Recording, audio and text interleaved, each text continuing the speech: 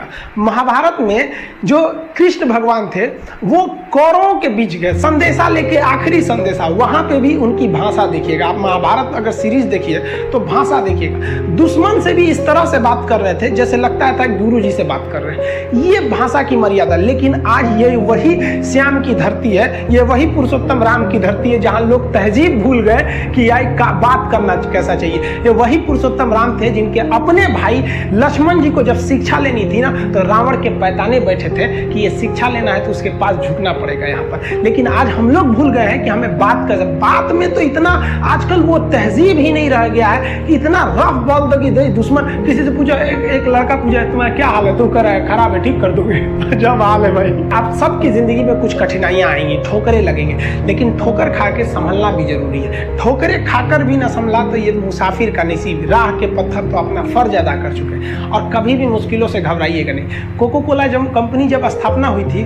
तो एक साल में केवल इसके 25 बोतल बिके थे।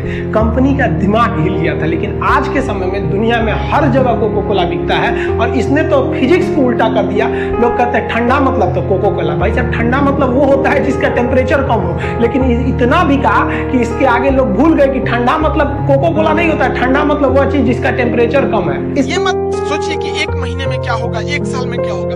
आप ये सोचिए कि अभी जो 24 घंटा आपके पास, इसमें आप क्या कर सकते हैं इस 24 घंटे के अंदर अंदर। क्योंकि कुछ पाने के लिए कुछ खोना नहीं बल्कि कुछ करना पड़ता है। इस समाज का एक दस्तूर है कि आप कब सही थे ये कोई याद नहीं रखेगा, लेकिन आप गलत कब थे ये कोई भूलेगा ही नहीं। तो इस दस्तूर है, ये सबके साथ होता है, इसे लेकर चलना है। समाज की जब दर्द और कड़वी बात जब ये दोनों सहन होने लगे आपसे तो समझ जाइएगा आप जीना सीख गए। हम भी कभी कभी महिलाओं को, लड़कियों को कुछ कुछ बोल देते हैं, आप बुरा नहीं मानेंगे। देखिए क्लास की भी जो लड़की रहती है वो भी समझती है।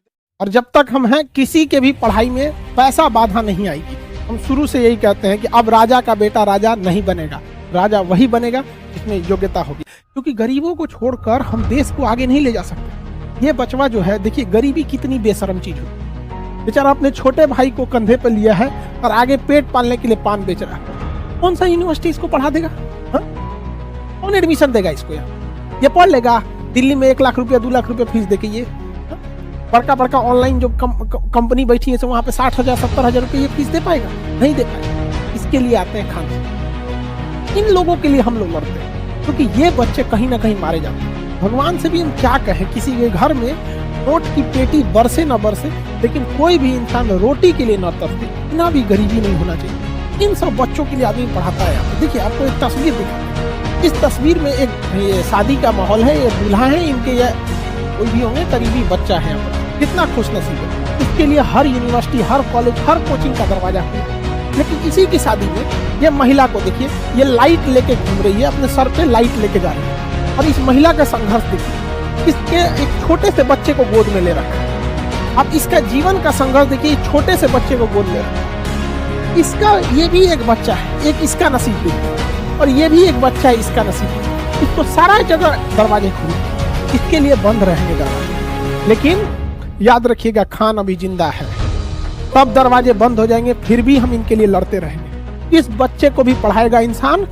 इतनी सस्ता, इस पढ़ाई की इतना सस्ता और इतना क्वालिटी बेहतरीन करेंगे ना कि आने वाले भविष्य में जब ये बच्चा पढ़ेगा और ये बच्चा पढ़ेगा तो सक्सेस के मामले में दोनों बराबर खड़े होंगे। कहीं ना कहीं ये बीट कर जाएगा।